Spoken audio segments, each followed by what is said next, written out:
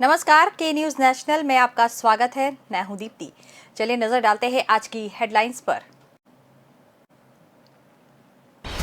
CM Ashok Gehlot ने कहा कि कोविड की विषम परिस्थितियों के कारण राजस्व अर्जन में गिरावट के साथ ही केंद्र प्रवर्तित योजनाओं में लगातार राज्यांश बढ़ने और केंद्र द्वारा जीएसटी क्षतिपूर्ति का पूर्ण भुगतान नहीं होने तथा 15वें वित्त आयोग में अनुमान से कम राशि का हस्तांतरण सहित कई कारणों से प्रदेश को जटिल राजकोषीय स्थिति से गुजरना पड़ा है।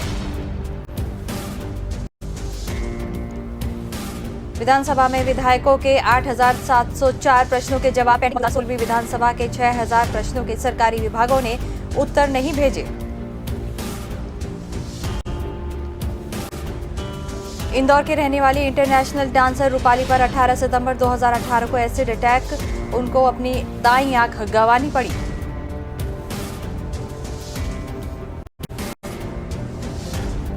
वैक्सीनेशन महाअभियान में भी देश में अपना परचम लहराने वाला इंदौर अब पहले डोज के लक्ष्य से मात्र 11% दूर।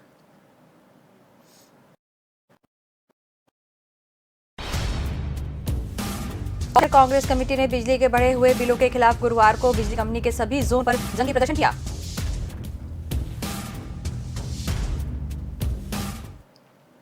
और अब खबरें विस्तार से। सीएम अशोक गहलोत ने कहा कि कोविड की विषम परिस्थितियों के कारण राजस्व अर्जन में गिरावट के साथ ही केंद्र प्रवर्तित योजनाओं में लगातार राज्यांश बढ़ने और केंद्र द्वारा जीएसटी क्षतिपूर्ति का पूर्ण भुगतान नहीं होने और 15वें वित्त आयोग में अनुमान से कम राशि का हस्तांतरण सहित कई कारणों से प्रदेश को जटिल राजकोषीय स्थिति से गुजरना पड़ रहा है। इन प्रतिकूल परिस्थितियों में भी राज्य सरकार आर्थिक सुधार और संसाधनों के कुल प्रबंधन से शिक्षा, स्वास्थ्य, सड़क, बिजली, पानी, रोजगार सहित अन्य क्षेत्रों में परियोजनाओं को बेहतरीन तरीके से गति दे रही है। हमारा प्रयास है कि विशेषज्ञों के अनुभव और सुझाव के आधार पर बड़े नीतिगत निर्णय लेकर राजस्थान के समग्र विकास के साथ साथ मानव विकास सूचकांक को और बेहतर किया जाए। गहलोत गुरुवार को मुख्यमंत्री निवास पर वीसी के माध्यम से सीएम आर्थिक सुधार सलाहकार परिषद की दूसरी बैठक को संबोधित कर रहे थे। सीएम ने कहा कि राजस्थान उन चुनिंदा राज्यों में शामिल है जिसने राजस्व में बड़ी गिरावट के बावजूद अर्थव्यवस्था को गति देने के लिए अपने खर्च में वृद्धि की है, साथ ही बजट घोषणाओं को पूरा करने के प्रयास किए हैं। हमारा बजट स्वास्थ्य को समर्पित रहा और प्रदेश में चिकित्सा का आधारभूत ढांचा मजबूत हुआ।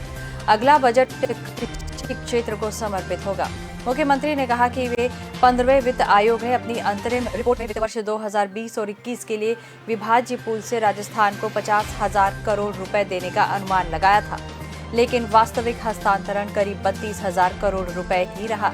इसी प्रकार जीएसटी मुआवजे का भी केंद्र द्वारा पूरा भुगतान राज्यों को नहीं मिल रहा है।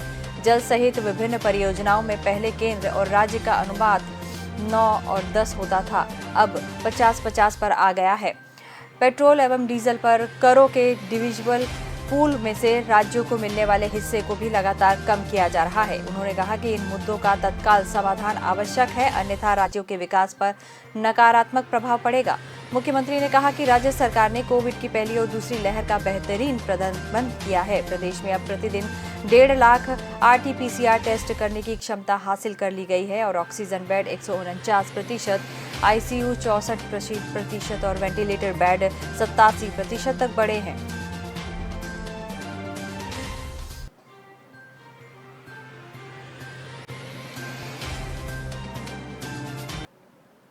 विधानसभा में विधायकों के 8,704 प्रश्नों के जवाब पेंडिंग हैं। मौजूदा 16वीं विधानसभा के 6,752 प्रश्नों के सरकारी विभागों ने उत्तर ही नहीं भेजे हैं। वहीं 13वीं विधानसभा के 1,050 प्रश्न और 14वीं विधानसभा के 902 प्रश्नों के जवाब भी विभागों से आने का इंतजार है। प्रश्नों की लिस्ट इतनी लंबी है कि प्रश्न और संदर्श समिति फिलहाल 14वीं विधानसभा के प्रश्नों को लेकर हो रहे कन्फ्यूजन और विवादों पर ही चर्चा कर रहे हैं, लेकिन समिति के सदस्य विधायकों ने अब जवाब नहीं देने वाले विभागाध्यक्षों को विधानसभा में तलब करने का मानस बना लिया है।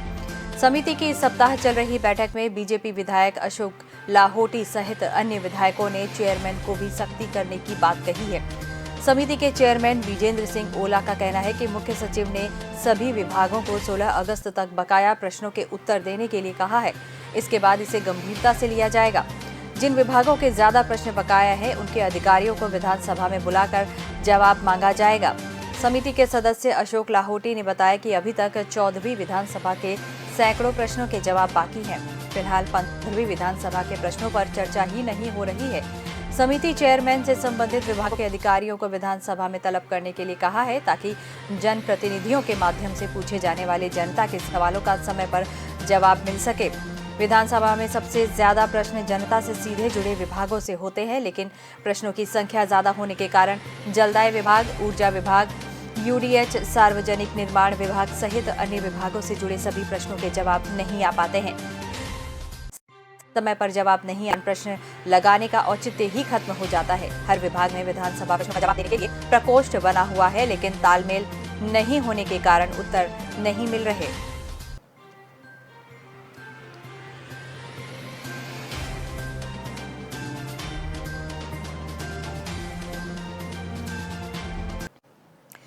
इंदौर की रहने वाली इंटरनेशनल डांसर रूपाली पर 18 सितंबर 2018 को एसिड अटैक हुआ था। उसको अपनी दाईं आंख गंवानी पड़ी। 2019 में बाईं आंख की भी रोशनी चली गई। इस आंख के 4 ऑपरेशन हो चुके हैं, 2 और होने अभी बाकी हैं। इंदौर के विनायक हॉस्पिटल मैनेजमेंट ने 75,000 का खर्च बताया है। जल्द ऑपरेशन नहीं हुए तो यह आंख भी गंवानी पड़ जाएगी। रूपाली और उनके परिजन मदद के इंतजार में हैं। 3 साल पहले सिरफिरे ने चेहरे पर एसिड फेंका था। दोनों आंखें झुलस गई थी। तमाम मुश्किलों का सामना करने के बाद एक आंख के ऑपरेशन के लिए अलग अलग दौर में 5 लाख रुपए की मदद मिली थी। आर्टिफिशियल आंख भी लगाई गई। इसके बाद दूसरी आंख से भी दिखना कम हो गया। इसके बाद रूपाली का चेहरा भी बदल गया। अब दूसरी आंख के 2 ऑपरेशन होने हैं। गरीब परिवार में होने की वजह से इतनी गुंजाइश नहीं है कि वो इतना महंगा इलाज करा सके। उसका रूपाली का परिवार सांसद शंकर लालवानी और कलेक्टर मनीष सिंह से ऑपरेशन में मदद के लिए भी गुहार लगा चुके हैं। अब कोरोना भी कंट्रोल में है, लेकिन उसकी गुहार अभी तक सुनाई नहीं दी गई। छोटे से परिवार में माँ बाप और 2 बहनें और छोटा भाई है, और रूपाली की एक छोटी बहन भी है। इस ग्रुप ने तमाम शहरों और राज्यों में शो किए थे। 8 अवार्ड भी जीते थे। इंडिया गॉट टैलेंट के सीजन 3 में विनर भी रहे। लंदन में भी प्रोग्राम किए, पर रूपाली की जिंदगी में अब अंधेरा छा चुका है। गुरु मदन लाल सोलंकी से डांस सीखा। लगभग हर डांस में श्री कृष्ण की भूमिका रही। बहन राधा बनती थी और वह राजस्थान लोक नृत्य भी करती थी। रूपाली एक्ट्रेस कंचन के एल्बम में भी काम कर चुकी है, जिसने सुपर डांस सीजन 2 के लिए अपनी जूनियर अंजलि पटेल को सिखाकर तैयार किया था। वह विजेता रही थी। विडंबना यह है कि रूपाली और उसकी छोटी बहन का फरवरी 2019 में अमेरिका में भी प्रोग्राम था, लेकिन उस सिरफिरे ने उसके चेहरे पर एसिड फेंककर उसका चेहरा खराब कर दिया था।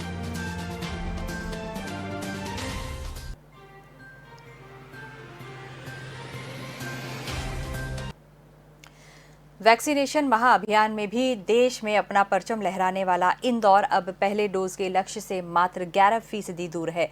हालांकि यह लक्ष्य 31 जुलाई तक पूरा किया जाना था, लेकिन इस बीच वैक्सीन की कमी के चलते यह धीरे धीरे 89% तक पहुंच गया। संभावना व्यक्त की गई है कि 15 अगस्त तक पहले डोज का लक्ष्य पूरा कर लिया जाएगा, लेकिन अभी उम्मीद कम है। अभी 2,30,000 लोग ऐसे हैं जिन्हें पहला डोज लगकर दूसरे डोज की अवधि भी निकल चुकी है। ऐसे में इसे दूसरा डोज लगाना भी जरूरी हो गया है। खास बात यह है कि इनमें कई लोग ऐसे हैं जो पहले डोज लगने के बाद उसे सुरक्षा कवच मान बैठे हैं और दूसरे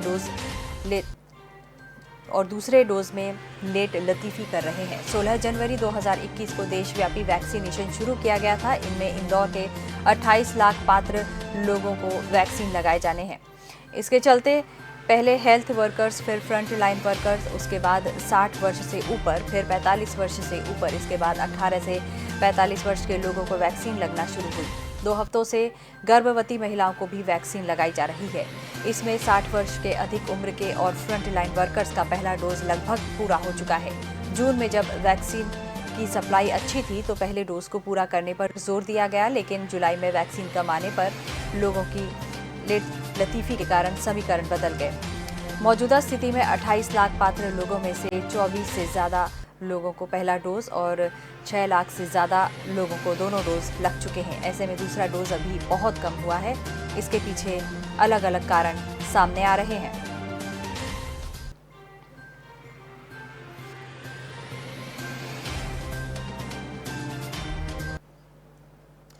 शहर कांग्रेस कमेटी ने बिजली के बढ़े हुए बिलों के खिलाफ गुरुवार को बिजली कंपनी के सभी जोन पर जंगी प्रदर्शन किया। रेडीमेड कॉम्प्लेक्स एमपीईबी जोन बड़ी संख्या में पहुंचे कांग्रेसियों ने थाली बजाकर नारेबाजी की और जनता को राहत देने का ज्ञापन सौंपा।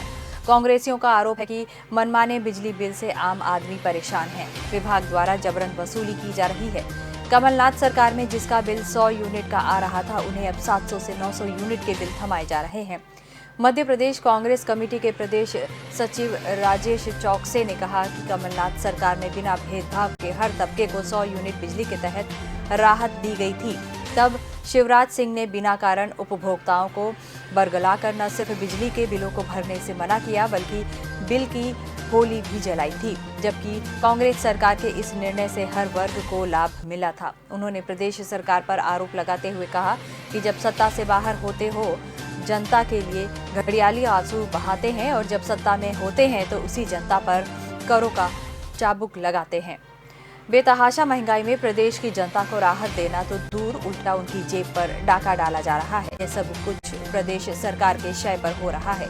वहीं अन्य कांग्रेसियों का कहना था कि बिजली कंपनी लॉकडाउन के बाद से ही आम जनता को अनाप शनाप बिल थाम रही है। जिनका बिल महीने में 100 से 150 यूनिट का आता था, अब उन्हें 700 से 900 यूनिट तक के बिल थमाए जा रहे हैं। महंगाई ने जनता की कमर तोड़ रखी है। बिजली कंपनी भी उपभोक्ताओं को राहत देने की जगह बेतहाशा बिल थमाकर उनकी मुसीबत को और बढ़ा रही है।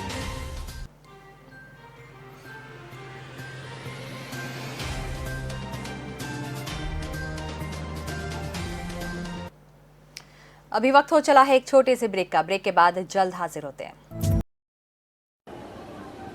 दिख रहा है? नहीं? अरे इसी भीड़ में तो है।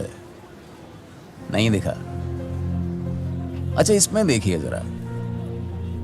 दिख गया ना? नहीं? अरे और से देखिए जरा। नहीं, इसमें तो पक्का दिखेगा। इसमें भी नहीं। चलिए छोड़िए, अब दिखेगा कैसे? आप उसे अभी जानते ही कहां है और जानेंगे भी कैसे। अब तक इनकी तस्वीर अखबारों में जो नहीं छपी, अब तक पूरे देश के रोल मॉडल भी तो नहीं बने हैं। पर क्या हर्ज है अगर इनको अभी से जान लें और मान लें कि भाई तुम ही हो, तुम ही जाओगे और तुम ही लाओगे। हर्ज है? नहीं ना? तो फिर गर्व से कहो, गर्व। हम ढूंढ रहे हैं उन्हें जिनकी जिंदगी तो अपनी है पर मकसद देश का है। आंखें तो अपनी हैं, सपना देश का है। और सपने में क्या है? शान से लहराता तिरंगा।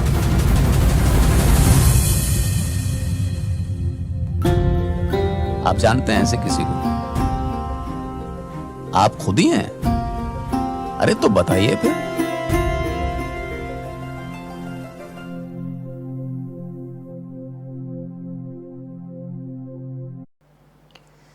ब्रेक के बाद आपका स्वागत है। टोक्यो ओलंपिक में गोल्ड मेडल के दावेदार भारतीय पहलवान बजरंग पूनिया शुक्रवार को दांव लगाएंगे। प्री क्वार्टर फाइनल में उनका सामना किर्गिस्तान के एनार्जर अकमातावलीवे से होगा। पुरुषों की 65 केजी फ्री स्टाइल कुश्ती में सेकंड सीड बजरंग ओलंपिक में डेब्यू कर रहे हैं। बजरंग अगर अपनी शुरुआती बाउट जीत जाते हैं तो आगे उनका सामना एशियाई चैंपियनशिप के ब्रॉन्ज मेडलिस्ट ईरान के मोर्टेजा घियासी से या फिर 70 केजी वर्ग में पूर्व अफ्रीकी चैंपियन ट्यूनीशिया के हैथम दखलोई से हो सकता है। पहले दो मुकाबले में बजरंग जीत के दावेदार माने जा रहे हैं। अगर बजरंग सेमीफाइनल में पहुंचने में सफल रहते हैं तो उनके सामने अजरबैजान की हाजी अलियेव आ सकते हैं। अलियेव 57 केजी में रियो 2016 के ब्रॉन्ज मेडलिस्ट और 61 केजी में 3 बार वर्ल्ड चैंपियन हैं। अलियेव के अलावा कजाकिस्तान के दोलेट नियाज़केबोव भी सेमीफाइनल में बजरंग के संभावित प्रतिद्वंदी हो सकते हैं। वे वर्ल्ड चैंपियनशिप के सिल्वर विनर और 2018 के एशियाई चैंपियन हैं। एक अन्य भारतीय पहलवान सीमा अंतिल शुक्रवार को अपने पहले ओलंपिक में महिलाओं की 50 केजी फ्री स्टाइल के पहले मुकाबले में ट्यूनीशिया की सारा हमदी से मुकाबला करेंगी। अगर वे इस बाउट में जीत हासिल करती हैं तो क्वार्टर फाइनल में उनका सामना टॉप सीड मारिया से होगा। मारिया 3 बार की ओलंपिक मेडल विनर और 2019 की वर्ल्ड चैंपियन है।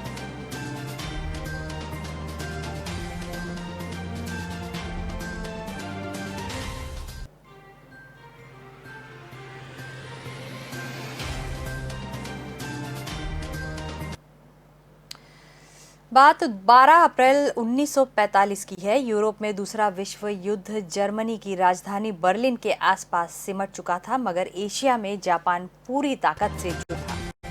अपना एक पोर्ट्रेट बनवाने के लिए कुर्सी पर बैठे अमेरिका के राष्ट्रपति फ्रैंकलिन डी रूजवेल्ट की ब्रेन हैमरेज से मौत हो गई। फौरन ही उपराष्ट्रपति हैरी एस ट्रूमैन को राष्ट्रपति बना दिया गया। युद्ध मंत्री हेनरी एल स्टिम्सन ने नए राष्ट्रपति को सबसे पहले अमेरिकी परमाणु बम प्रोग्राम के बारे में पूरी जानकारी दी थी। मैनहट्टन प्रोजेक्ट नाम का यह वही प्रोग्राम था जिसके तहत तैयार परमाणु बम 3 महीने बाद जापान के 2 शहरों पर गिराए गए थे। पहला 6 अगस्त 1945 को हिरोशिमा पर और दूसरा 9 अगस्त 1945 को नागासाकी पर।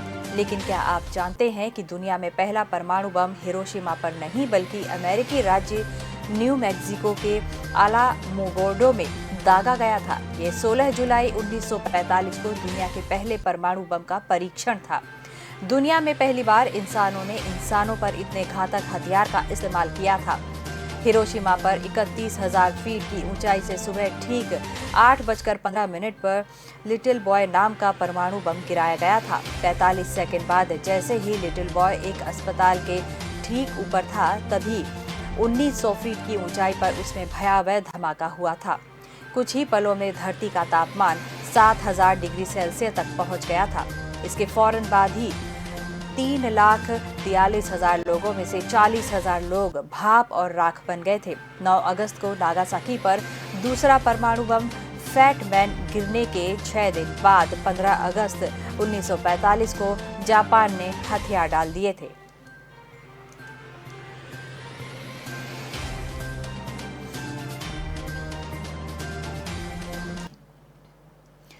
मुख्यमंत्री शिवराज सिंह चौहान एक बार फिर उत्तर प्रदेश के मुख्यमंत्री योगी आदित्यनाथ को फॉलो करने की तैयारी कर रहे हैं। इस बार शिवराज सरकार मध्य प्रदेश में ऑर्गेनाइज्ड क्राइम रोकने के लिए गैंगस्टर एक्ट में सख्त प्रावधान करने की तैयारी में है। इसका ड्राफ्ट बनाने की जिम्मेदारी गृह और विधि विभाग के अफसरों को दी गई है। इससे पहले लव जिहाद के खिलाफ कानून बनाने के लिए योगी आदित्यनाथ की घोषणा के बाद ही शिवराज ने इसे मध्य प्रदेश में लागू करने का ऐलान किया था। यह कानून यूपी से पहले मध्य प्रदेश में विधानसभा से पारित हुआ था।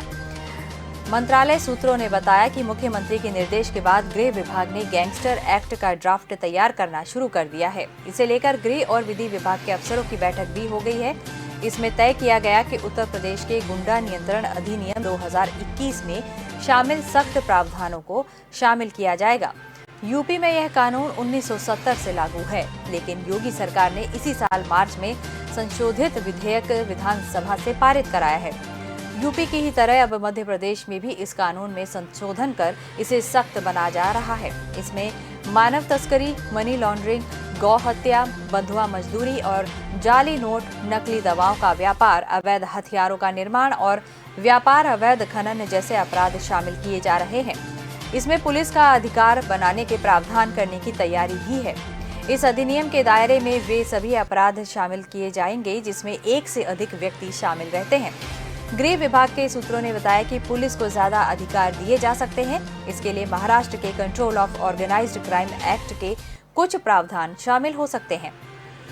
आरोपी से पूछताछ करने के लिए रिमांड पर लेने की अवधि अधिकतम 2 माह हो जाएगी। वर्तमान में यह 14 दिन है। ऐसे में आरोपी को आसानी से जमानत नहीं मिल पाएगी। पुलिस को पूछताछ के लिए पर्याप्त समय भी मिल सकेगा। आरोपी की संपत्ति जब्त करने का अधिकार भी मिलेगा। संशोधित विधेयक विधानसभा के शीतकालीन सत्र में पेश किया जा सकता है। विधानसभा से विधेयक पारित होने के बाद अनुमति के लिए केंद्र सरकार को भेजा जाएगा। हालांकि सरकार 9 से 12 अगस्त तक चलने वाले मॉनसून सत्र के दौरान आबकारी अधिनियम संशोधन विधेयक पेश करने की तैयारी कर रही है। इसमें मिलावटी शराब के सेवन से किसी व्यक्ति की मृत्यु होने पर आरोपी को मौत की सजा का प्रावधान है।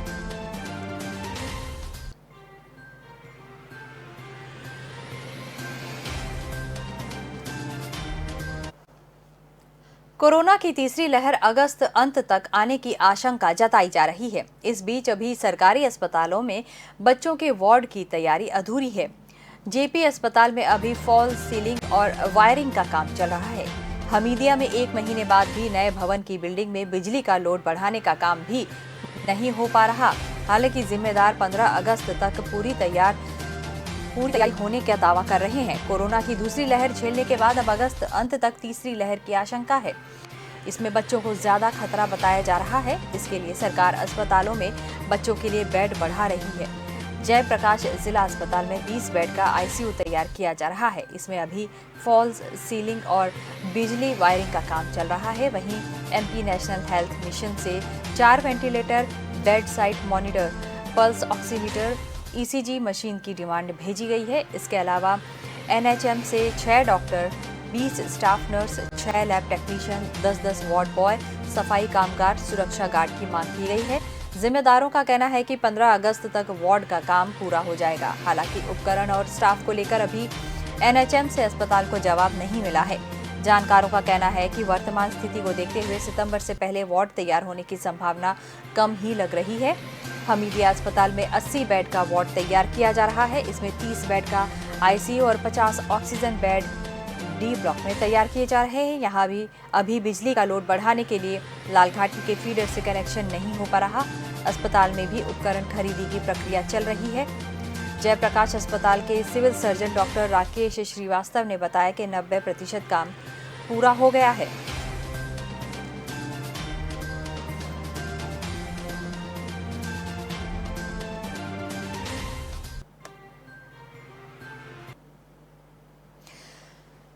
राजधानी का सरकारी स्कूल ऐसा भी है जहां शायद ऐसा हो कि बच्चा आने के बाद वापस जाने की जिद ही ना करे। हम बात कर रहे हैं सीएम राइज स्कूल की।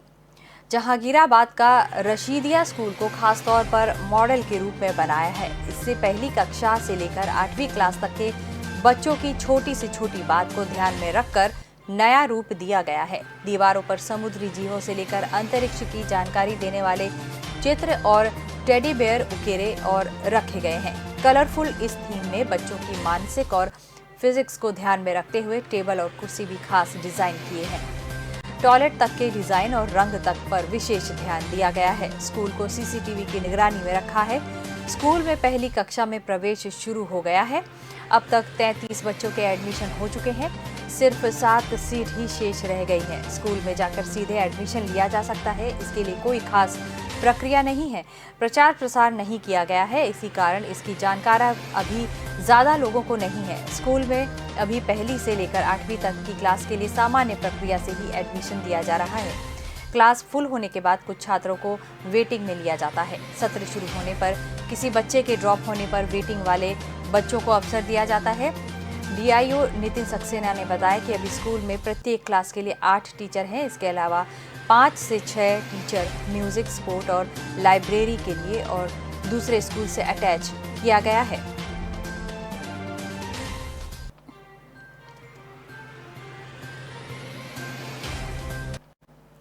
बुलेटिन में फिलहाल वक्त हो चला है एक ब्रेक का। ब्रेक के बाद जल्द लौटते हैं।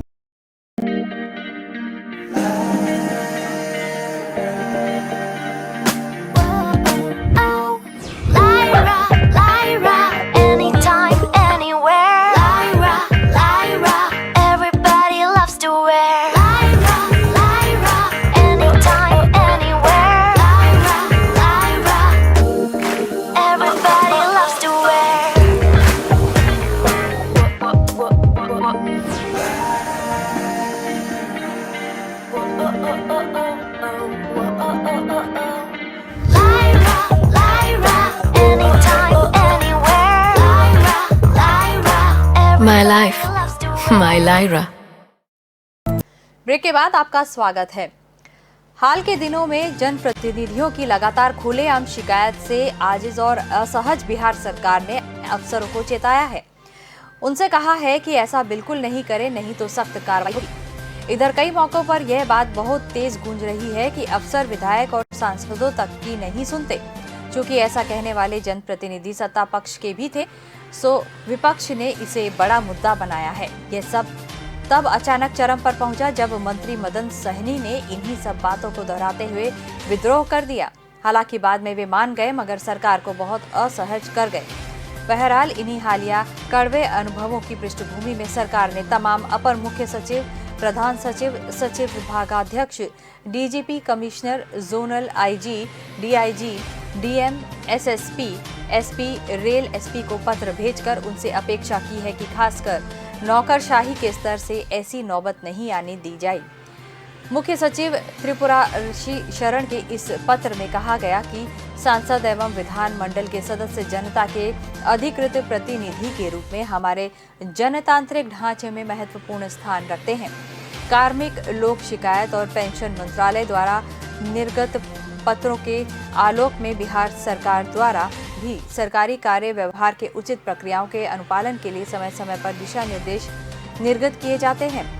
इन दिशा निर्देशों के यदाकदा अनुपालन न किए जाने के उदाहरणों के दृष्टिगत लोकसभा की विशेषाधिकार समिति द्वारा मौजूदा अनुदेशों को समेकित करने और दोहराने की आवश्यकता महसूस की गई।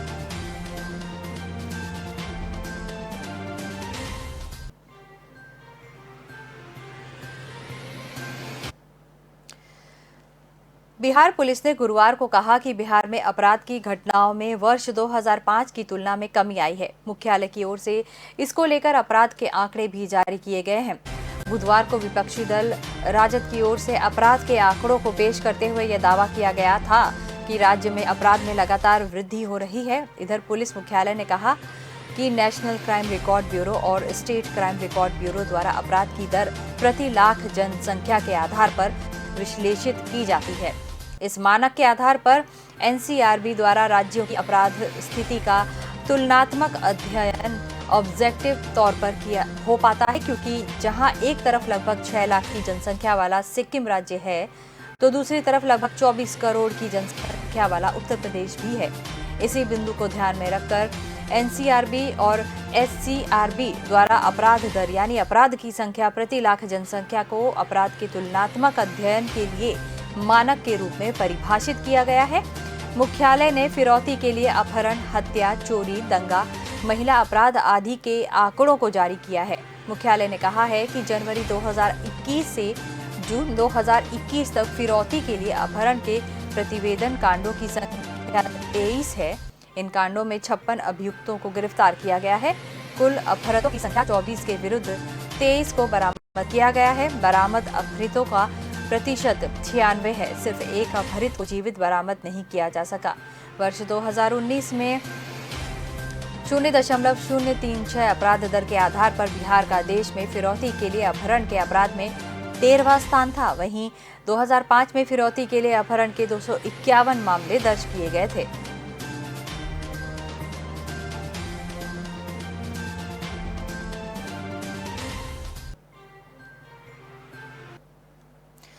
जहां पहले ग्राम पंचायत की जमीन पर अतिक्रमण के साथ पूरे गांव का कूड़ा कचरा पड़ा रहता था, जिससे गंदगी और दुर्गंध से गांव वालों का बुरा हाल था, अब खांगटा ग्राम में सरपंच प्रकाश बोराना की अगुवाई में ग्राम वासियों द्वारा उक्त गंदगी के ढेर को हटाने का बीड़ा उठाया। 10 बीघा को पहले अतिक्रमण से मुक्त करवाया। बुधवार को विकास अधिकारी गणपत लाल सुथार की अगुवाई में नरेगा के तहत सघन वृक्षारोपण किया गया। वृक्षारोपण में ग्राम वासियों ने बढ़ चढ़ कर भाग लिया। 2 बीघा जमीन पर 200 से ज्यादा विभिन्न किस्मों के पौधे लगाए गए। साफ सफाई और पौधारोपण के पश्चात पूरी जमीन का कायाकल्प हो गया। पौधों की सार संभाल की जिम्मेदारी भी ग्राम पंचायत को दी गई। जहां पहले लोगों का दुर्गंध के चलते जाना मुश्किल होता था, वहां अब ग्रामीणों को जल्द ही हरित पार्क के साथ शुद्ध प्राणवायु मिलेगी। बीडीओ सुथार ने बताया कि हर ग्राम पंचायत को वृक्षारोपण को लेकर अनोखी पहल करनी चाहिए।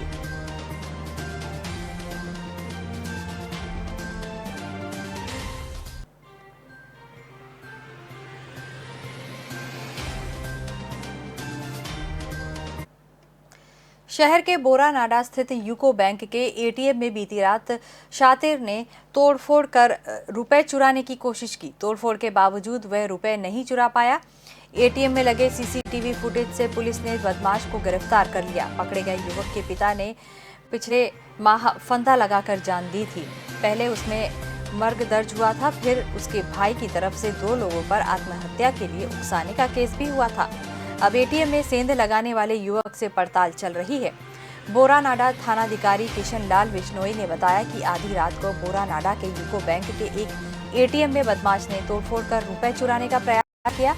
उसने एटीएम को पूरी तरह से बिखेर दिया, मगर रुपए चुराने में कामयाब नहीं हो पाया। इसमें बैंक के शाखा प्रबंधक राजऋषि गुर्जर की तरफ से रिपोर्ट दी गई।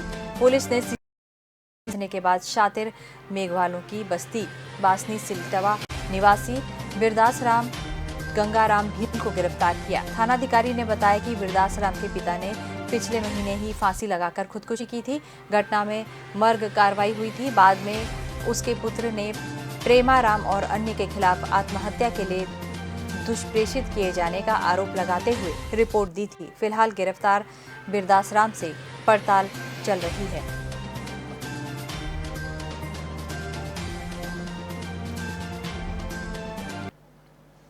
जोधपुर में ट्रैफिक नियम तोड़ने वालों की अब खैर नहीं। यहां 5वीं रोड चौराहे पर लगे कैमरे पर अब लाल बत्ती नियम तोड़कर निकलने वाले वाहनों को वीडियो में कैद कर रहा है।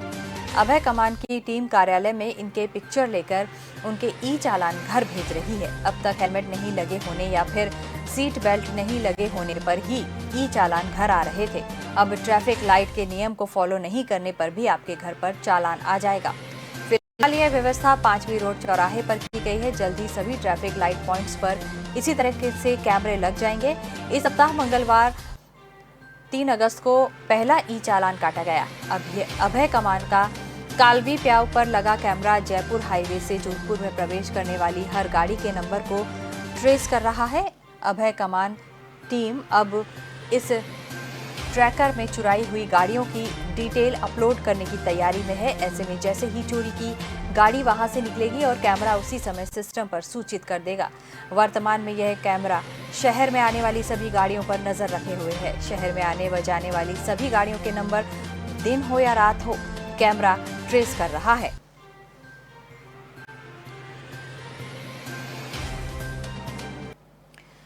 इस बुलेटिन में फिलहाल इतना ही। आप बने रहिए के न्यूज़ नेशनल के साथ। नमस्कार।